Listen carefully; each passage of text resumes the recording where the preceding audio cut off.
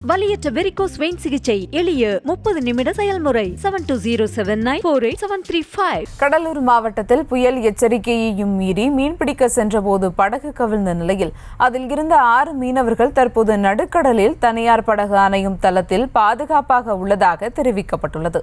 இதையடுத்து அவர்களை மீட்க உறவினர்கள் கோரிக்கை விடுத்துள்ளனர். இதுகுறித்த மேலும் விவரங்களோடு இணைகிறார் செய்தியாளர் பாரிவலல். வணக்கம் பாரிவலல், விவரங்கள். சும்மா கடலூர் மாவட்டத்தை பொறுத்த வரைக்கும் இந்த பெங்கல் புயல் காரணமா கடல் சீற்றம் அதிகமாக இருக்குன்னு சொல்லிட்டு மீன்வளத்துறை சார்பா எச்சரிக்கை விடப்பட்டிருந்தது.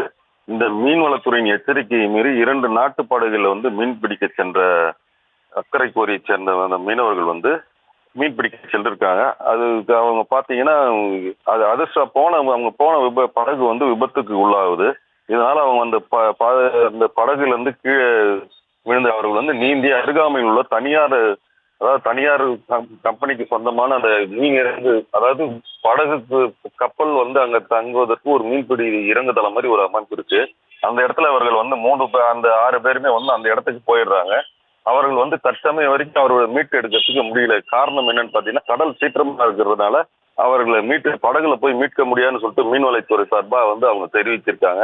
உறவினர்களும் அங்க போவதற்கு முயற்சி எடுத்தாலும் மீன்வளத்துறையினர் கடல் சீற்றமா இருக்கிறதுனால அவர்கள் யாரும் அந்த பகுதிக்கு போக முடியாத ஒரு சூழ்நிலை இருக்கு. இருங்க, நாங்க மாவட்ட நிர்வாகத்திட்ட சொல்லியிருக்கோம். அவங்க அந்த அவர்களை மீட்பு எடுப்பதற்கு நடவடிக்கை எடுப்பதாக அவங்க சொல்லியிருக்காங்க.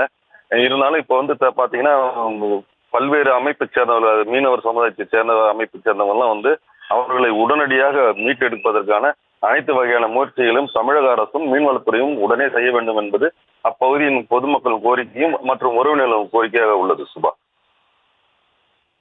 விவரங்களுக்கு நன்றி பாரிவலல். வலியற்ற வெரிகோஸ் வெயின் சிகிச்சை எளிய 30 நிமிட செயல்முறை 7209487335.